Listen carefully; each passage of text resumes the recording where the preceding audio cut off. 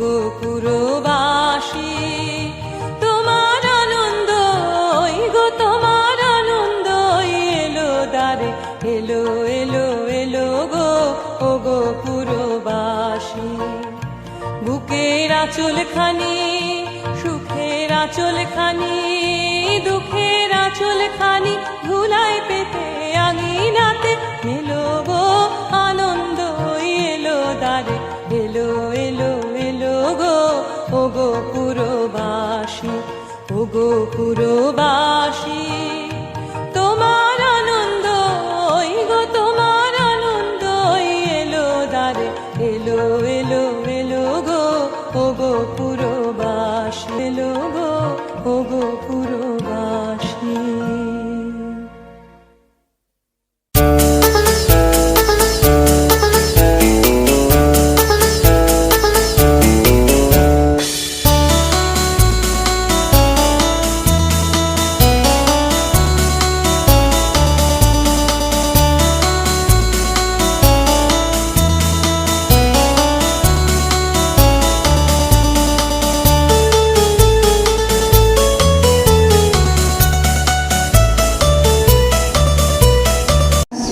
And Krishni for beginning this very auspicious ceremony with a wonderful comparing.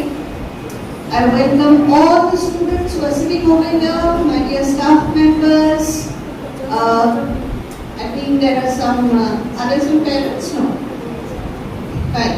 So whoever is present in the audience, a very, very happy Rabindra Jayanti. We are all here to celebrate Govind Pranam, and I think all of us know about Rabindranath Tagore. Govind Guru got the Nobel Prize, and he was not just the first Indian to get it, he was the first Asian to get it. And we also know him not just as a poet, in fact he is known as a polymath. Now who is a polymath? Somebody who is having multiple attributes, not just one quality, several qualities. So like some of you are good in painting, some of you are good in dance, some of you are good in music. He was somebody who had innumerable number of qualities. So he was a poet, he was a writer, he was a music composer, he was a playwright, he was a philosopher, he was a social reformer, a thinker. So can you just imagine, in his lifespan of 80 years, so many things he had done. And we don't consider him anymore just as an Indian citizen, he is a global citizen. Because one thing which he had done in his life was he had travelled extensively. All across the globe he had travelled. Whether even South America, Peru and all these places, then Japan, this side. In India itself, he has travelled extensively. So apart from Jorashapur Thakurbadi, which is one of the museums now, his birthplace, there are lots of museums across the country in his name, with his work. So if you get an opportunity, do visit them, because he is a man of all generations. Till we are alive, Ravi Tagore will be an emotion with us. Yes?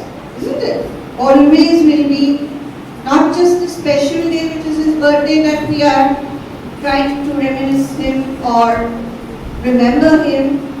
He is always there, every day. So every work of his affects us, impacts us, and helps us rethink, rejuvenate ourselves, and come back again with fresh energy and life. So I believe all of you should be celebrating Rabindranath every day, and make it a point, not just celebrating him, try to follow his thinking. What was his thinking about? Freedom. Freedom of thought, freedom of speech, freedom of interacting with people without any kind of judgment or opinion. That is very, very important. So have a great, great day, children. We've got lots and lots of activities across classes which are being organized.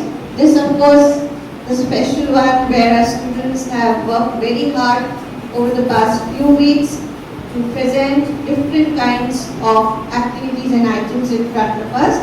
So let us sit back and have a rejoicing day. Thank you. মা গো, আমায় ছুটি দিতে বল।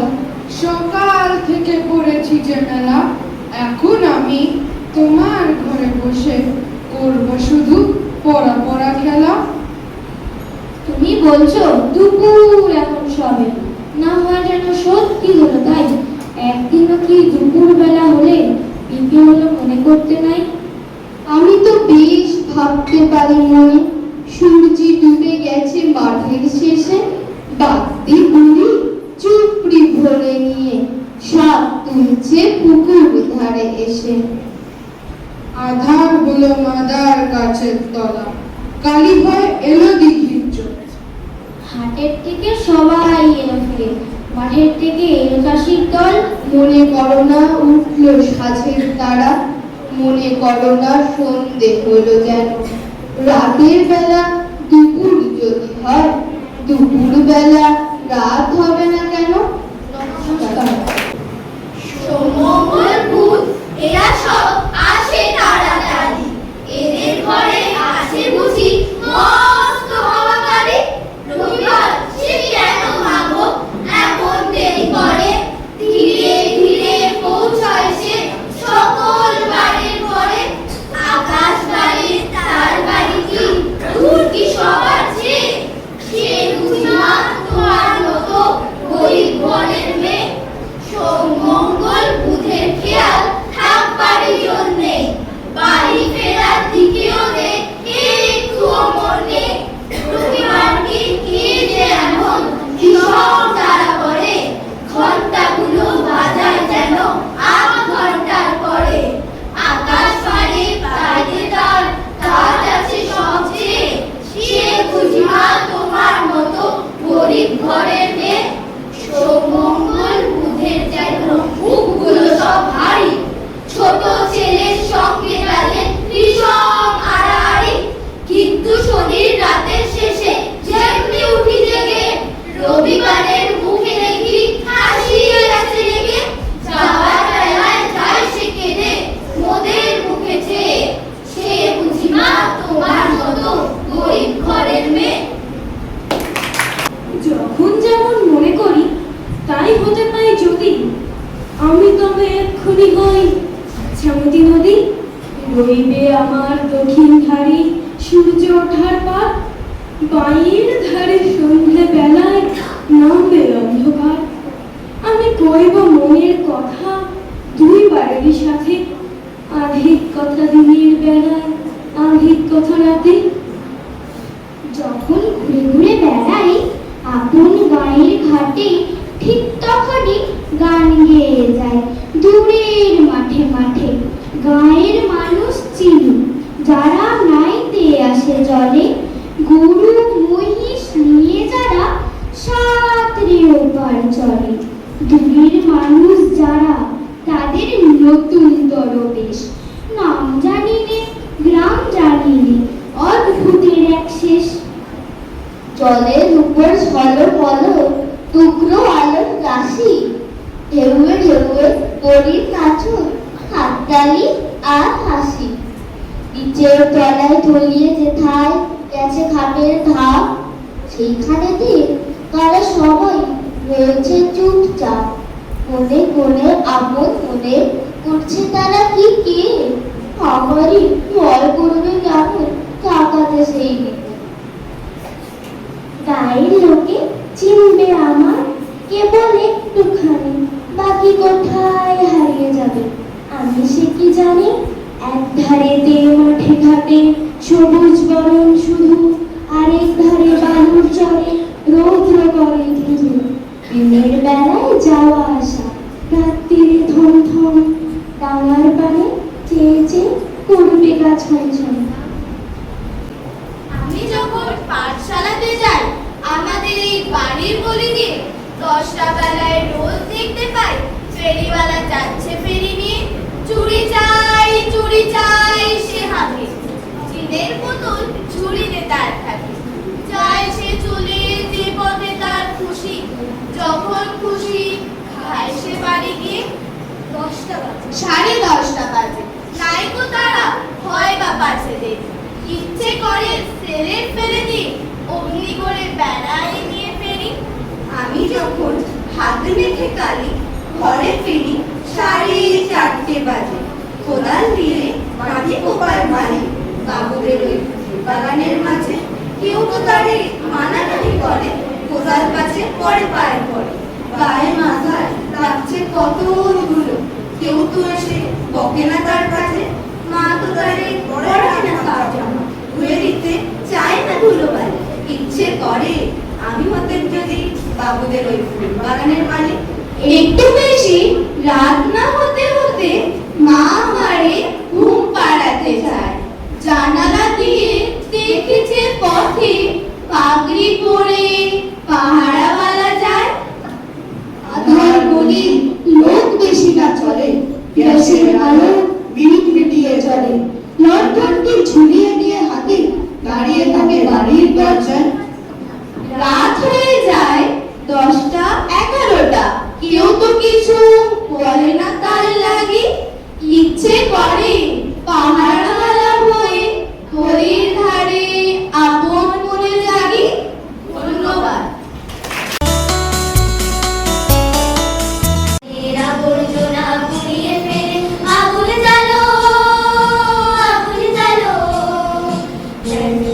এরা বর্জনা পুড়িয়ে ফেলে আগুন জ্বালো, আগুন জ্বালো, একলা রাতে অন্ধকারে আমি চাই পথের আলো, আগুন জ্বালো, আগুন জ্বালো,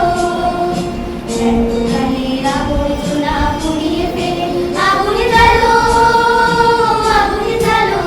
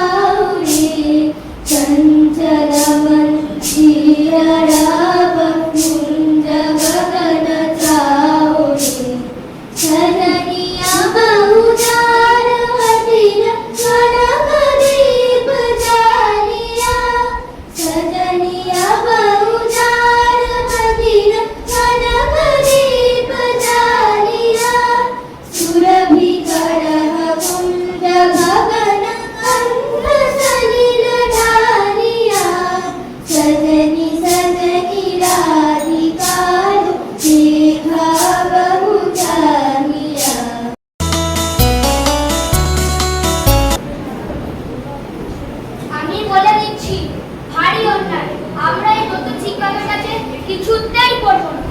হ্যাঁ, কিছুতেই পড়বো না। ঠিক বলেছিস, কিছুতেই পড়বো না। কি যেন লোকটার নাম? লোকটার নাম কালী কুমার সরকারম।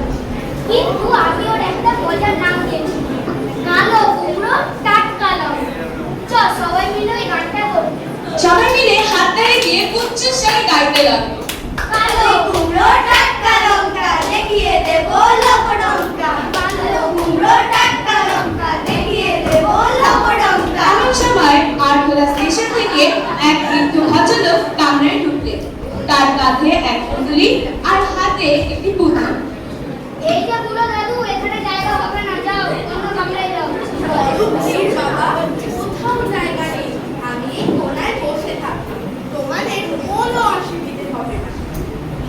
তিনি মেঝেতেই বিছানা পেতে বসলেন।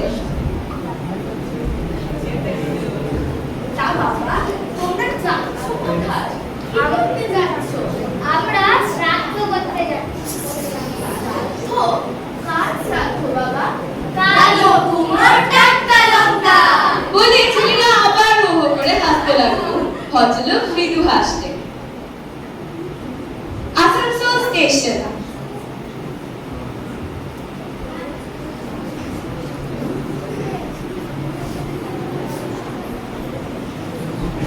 ভদ্রলোক স্নান করতে নেমেছে।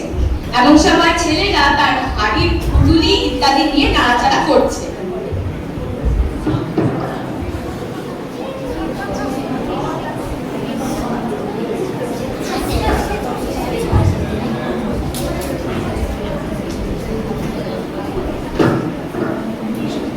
ভদ্রলোক ফিরে আসতেই তাদের নাটক আরম্ভ হলো।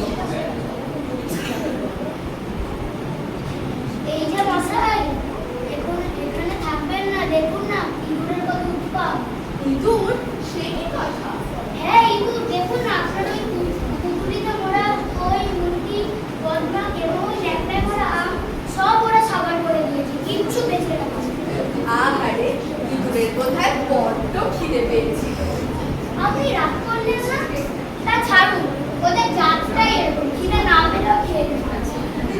আগে যদি জানতাম যে গাড়িতে এত ইঁদুর যাবে, তাহলে আরো বেশি করে খাবার নিয়ে আসতাম। ছেলেরা একটু দমে গেল। তারা ভেবেছিল বৃদ্ধ ভদ্রলোক রাগ করবেন, কিন্তু তিনি তো আরো শান্ত হয়ে বসে রইলেন। বর্ধমান স্টেশন। গাড়ি 1 ঘন্টা থামবে। বাবা, তোমাদের আর আমি বিরক্ত করবো না, গাড়ি খালি হয়েছে, এবার আমি অন্য কামরায় যেতাম। না না, সেটা হবে না, আপনাকে আমাদের কামরাতেই থাকতে হবে। হ্যাঁ, এখানেই থাকতে হবে। এবার আপনার পুকুরিতে যা খাবার বেঁচে আছে এবার আমরা পাহাড়ে দেবো, কিছুই নষ্ট হবে না। আচ্ছা বাবা, তোমরা বসো, আমি একটু আসছি। হ্যাঁ,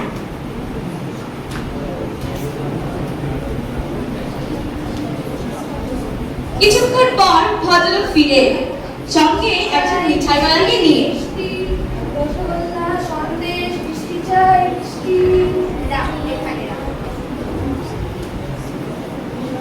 নাও বাবা, নাও।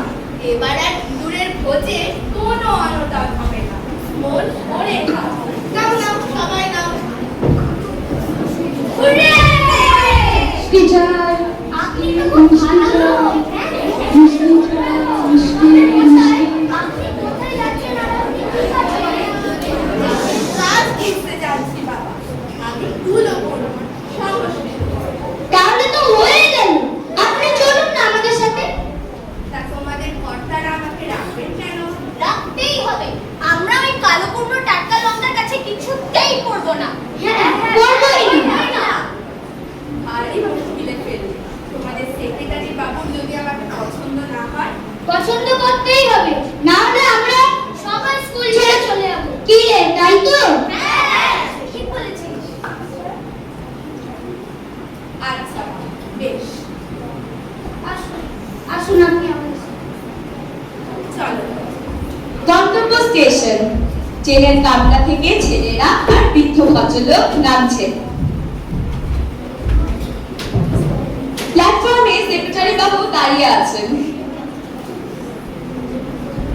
আসুন আসুন লঙ্কার মশাই, আসুন, আপনার জন্যই তো অপেক্ষা করছিলাম।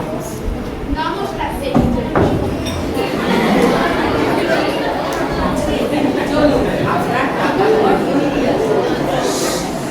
ছেলেরা একে অপরের মুখের দিকে তাকাচ্ছে, সবাই স্তব্ধ।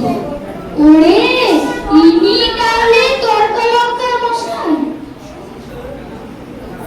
কি রে ইঁদুরের দল, পছন্দ হয়েছে তো নাকি আবার স্কুল ছেড়ে পালাবি? ছেলেরা লজ্জিত হয়ে মাথা নিচু করলো, তারপর সবাই মিলে আবার হো হো করে হেসে উঠলো।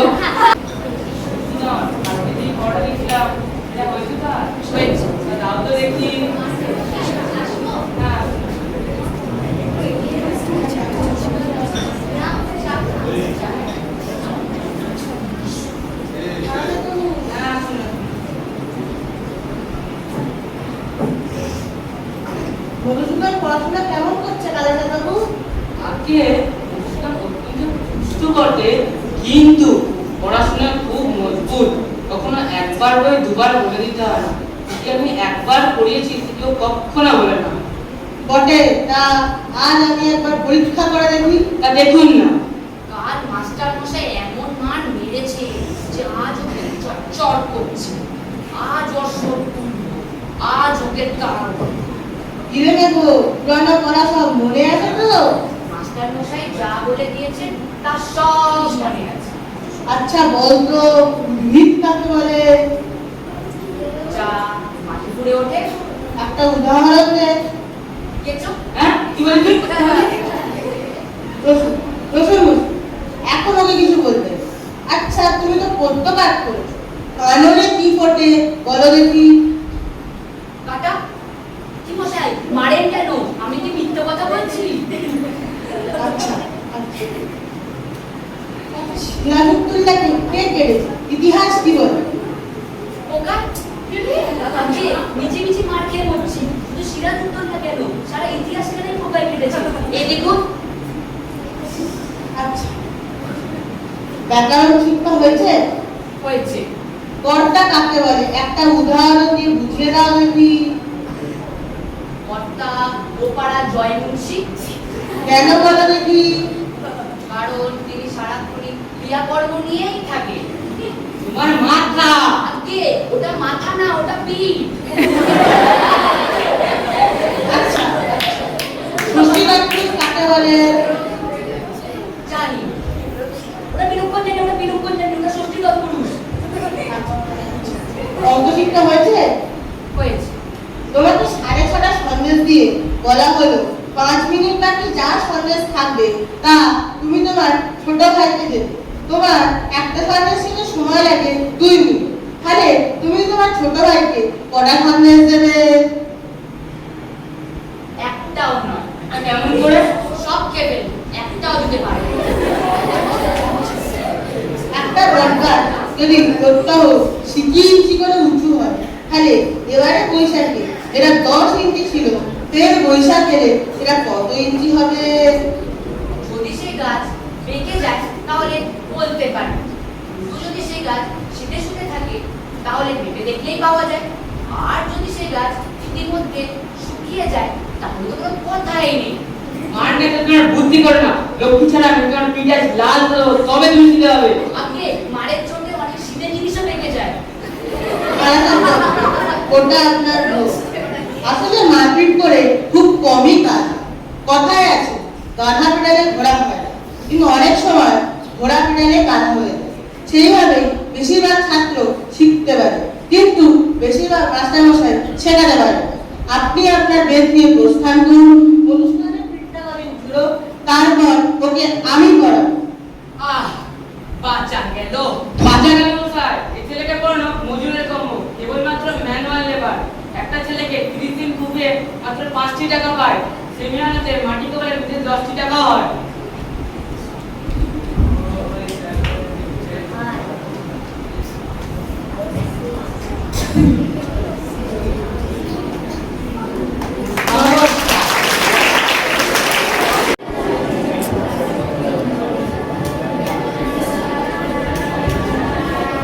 রবীন্দ্রনাথ ঠাকুরের 165তম জন্ম শতবার্ষিকী উপলক্ষে আমাদের ট্রিগার হাউসে একটি নিবেদন রইল। রবীন্দ্রনাথ ঠাকুরেরই লেখা ছোট গল্প টেনা পাওনার নাট্য রূপান্তর। রামসুন্দর বাবু, 10,000 টাকা কম না পেলে এই বিয়ে হবে না। অনেক চেষ্টা করেছি। মহাশয়, অনেক চেষ্টা করেছি, কিছু টাকা জোগাড় হয়েছে, বাকিটা পরে শোধ করে দেবো। না, আগে টাকা পরে বিয়ে। বাবা, এই অন্যায়। আমি বিয়ে করতে এসেছি, বিয়ে করেই যাব। বাবা তুমি আমার মুখ রক্ষা করবে। ঠিক আছে, হোক বিয়ে, কিন্তু দেনা রইল।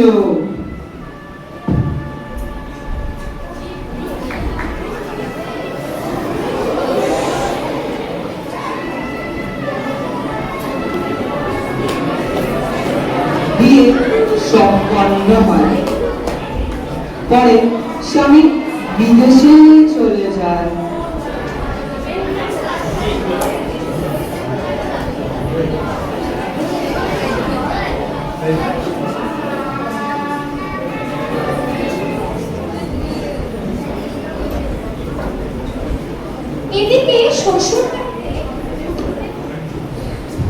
এদিকে শ্বশুর বাড়িতে উঠিতে বসিতে খোঁটা লাগাইতেছে।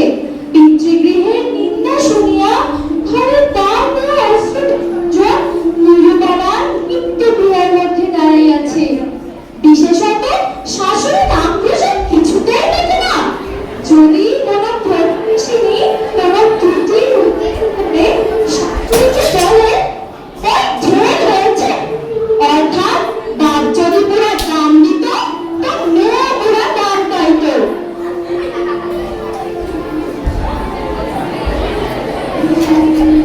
রামসুন্দর প্রায় মেয়েকে দেখিতে যান, কিন্তু বেয়ার বাড়িতে তার কোনো প্রতিপত্তি নাই। নিজের কন্যার উপরে পিতার যে স্বাভাবিক অধিকার আছে তাহা যেন অনেক টাকার পরিবর্তে বন্ধক রাখিতে হইয়াছে।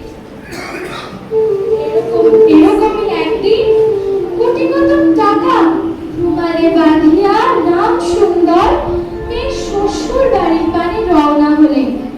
বহুকাল পরে বাবাকে দেখিতে পাইয়া আনন্দে দু চোখ দিয়া উভয়েরই জল পড়িতে লাগলো।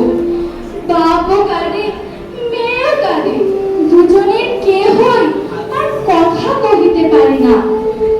নিজের বসত বাড়ি বিক্রয় করিয়া রামসুন্দর টাকা জোগাড় করিয়া নিয়ে আসিয়াছে। এসব তো জানতে পারিয়া নীলুবালা বলে, বাবা তুমি যদি আর এক পয়সা আমার শ্বশুরকে দাও তাহলে আর তোমার মেয়েকে দেখিতে পাবে না। এই তোমার গা ছুঁয়ে বললুম, টাকা যদি দাও তবেই অপমান। তোমার মেয়ের কি কোনো মর্যাদা নেই? আমি কি কেবল একটু টাকার থলি? যতক্ষণ টাকা আছে ততক্ষণই কি আমি আছি?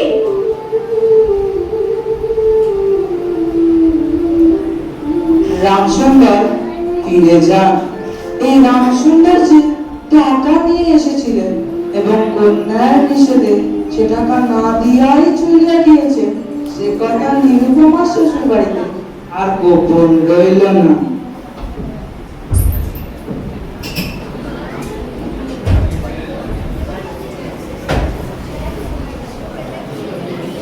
শাশুড়িও আক্রোশে সীমা রইল না। এই সময়ে নীলুর একটা গুরুতর পীড়া হইল। রোগ যখন গুরুতর হইয়া উঠিল তখন শাশুড়ি বলিলেন, ওর সমাজে ন্যাকামি। অবশেষে একদিন নীলু সব বিনয় শাশুড়িকে বলিল, বাবাকে আর আমার ভাইদের একবার দেখবো মা। শাশুড়ি বলিলেন, কেবল বাপের বাড়ি যাইবার চল।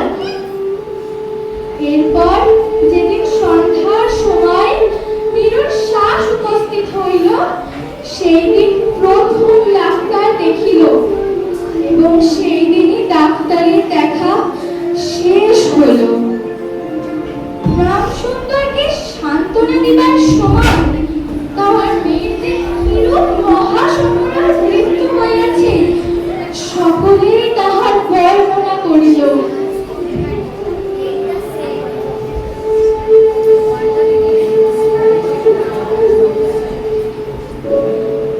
ডেপুটি ম্যাজিস্ট্রেট ছেলে যখন নিজের স্ত্রীকে ফিরিয়ে আনতে চাইলেন। তার মা বললেন, বাবা, তোমার জন্য আর একটি মেয়ের সম্বন্ধ করিয়াছি, এবারে 20,000 টাকা পর, আর হাতে হাতে আদায়।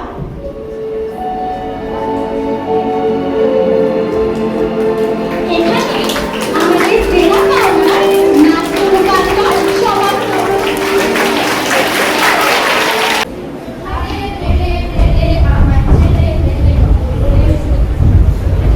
এই যে সবাই একটা নতুন খেলা খেলবো। এই কাঠের গুঁড়িটা নদীর ধারে নিয়ে যাবো, দেখি কার কত জোর। বা ফটিক, তুই না থাকলে এটা মজার খেলা কেউ ভাবতেই পারে। ঠিক বলেছিস, ফটিক তো আমাদের নেতা। তাহলে সবাই প্রস্তুত? 1, 2, 3। না না দাঁড়াও, আমি এখানে বসে থাকতে কেউ এই কাঠের গুঁড়ি সরাতে পারবে না। আরে বোকা, আমরা খেলছি, তুই নেমে যা। না নামবো না, তুই তো খুব বড় নেতা, দেখি কি করিস। ফটিক, একে নামতে বল, এ না নামলে খেলা বন্ধ। মাখন, শেষবারের মতো বলছি, নেমে যা। না নামবো না। ঠিক আছে, খেল। ও মা গো, আমার ঘুম থেকে ফেলে দিয়েছে। এবার কিন্তু তোর বাঁচা মুশকিল। আরে ধুর, মা একটু বলবে, তবে সব ঠিক হয়ে যাবে।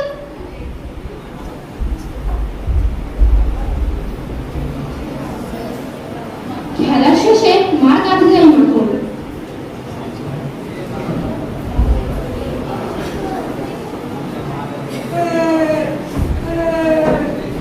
কি হচ্ছে? কান্না করছিস কেন? দাদা আমায় গুলি থেকে ফেলে দিয়েছে। ফটিক, তুই আদা পাইতে মারলি? আমি মারিনি, ও নিজের পড়ে গেছে। মানে এক কথা, তুই জীবনে দোষ করিস না। তুমি কোনোদিন আমাকে বিশ্বাস করো না। বিশ্বাস করার মতো কাজ করিস?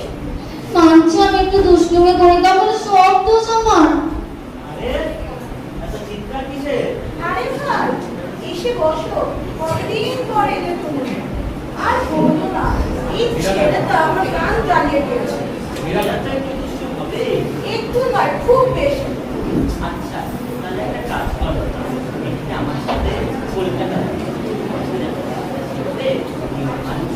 নিয়ে যাও ভাই, এখানে থাকিস না, মার খাবে। সত্যি বলছো মামা? আমি কলকাতা যাবো? হ্যাঁ মামা, আমি যাবো, আমি সব পড়া শিখবো। সাবধানে থাকিস, কারোর সাথে ঝগড়া করবি না। মা, তুমি আমার কথা মনে করবে না? বেশি কথা না, কাজ ছেড়ে দে।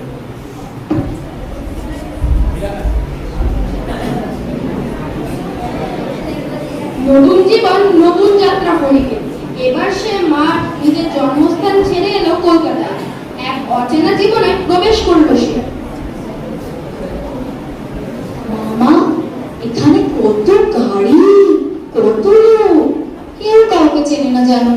এটাই তো শহর ভাবনে, এখানে সবাই নিজের কাজে ব্যস্ত। এই ছেলেটাই এসেছে বুঝি? হ্যাঁ, আমার ভাগ্নে, একটু সামলে রেখো। আমার নিজেরই কত কাজ, আমার নতুন একজনের ঝামেলা। মামি, আমি কোথায় থাকবো? ওই ঘরে, কিন্তু জিনিসপত্র নাড়াচাড়া করবে না। আচ্ছা, মামির ঘরটাই ভালো ছিল।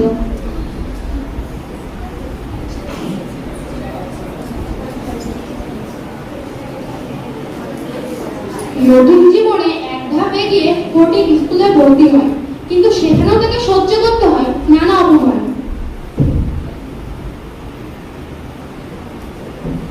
ফটিক, উঠে দাঁড়াও। আজকে এই অঙ্কটা বলো দেখি। ম্যাডাম, আমি চেষ্টা করেছি, কিন্তু পারিনি। চেষ্টা করেছো? তা খাতা কোথায়? খাতাটা না হারিয়ে গেছে। বাহ, পড়া পারো না, খাতাও হারিয়ে ফেলেছো। খুব ভালো, তুমি দাঁড়িয়ে থাকো না। ম্যাডাম, একটা সুযোগ দিন। চুপ, তুমি আর কিচ্ছু বলবে না। গ্রামের বাড়িতে আমাকে কেউ এরকম অপমান করেনি।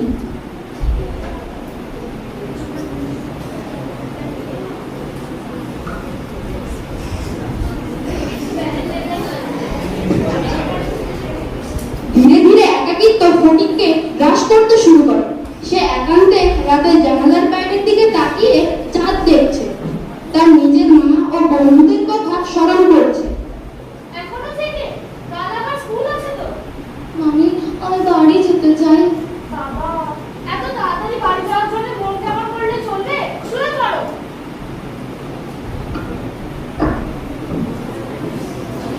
ফটিক অসুস্থ হয়ে বিছানায় শুয়ে কাঁপছে।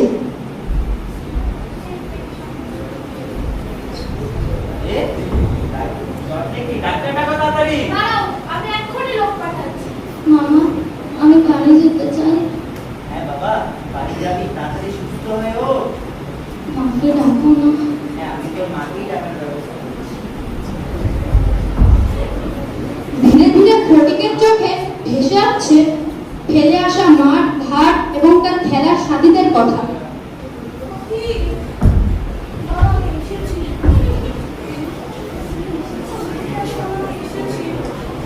বাড়ি মাঠে যাবো, বন্ধুদের সাথে খেলবো। মা, এখন আমার ছুটি হচ্ছে, আমি এখন বাড়ি যাচ্ছি। ধীরে ধীরে ফটিক ঢলে পড়ল মৃত্যুর কোলে। আমাদের স্নেহ, সহানুভূতি ও বোঝাপড়াই শিশুদের সুন্দর বিকাশের পথ প্রশস্ত করতে পারে।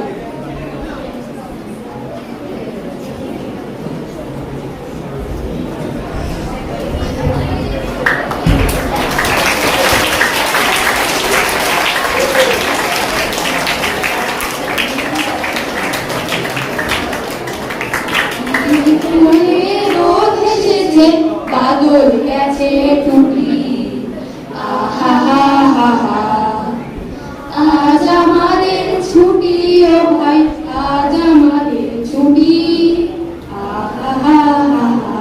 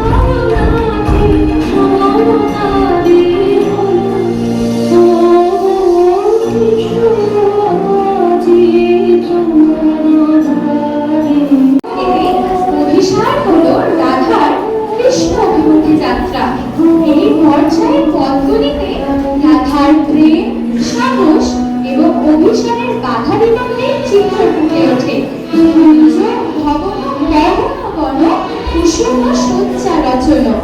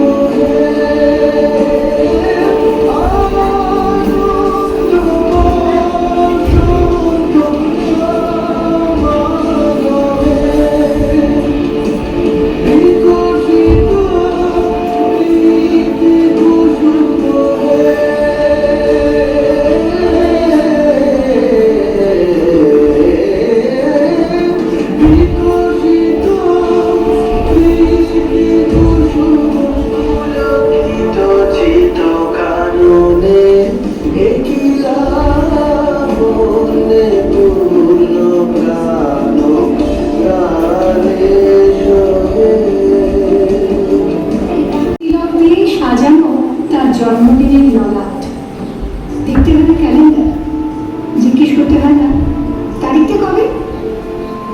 আগে থেকেই বুকের মধ্যে সারা ওঠে 25শে বৈশাখ আসছে, রবি ঠাকুরের জন্মদিন।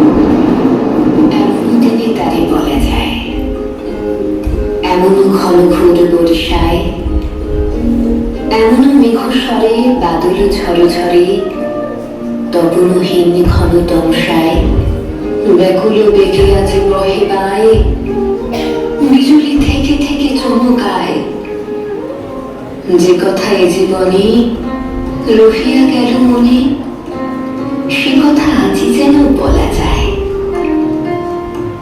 এমন ঘনঘোর বরিশায়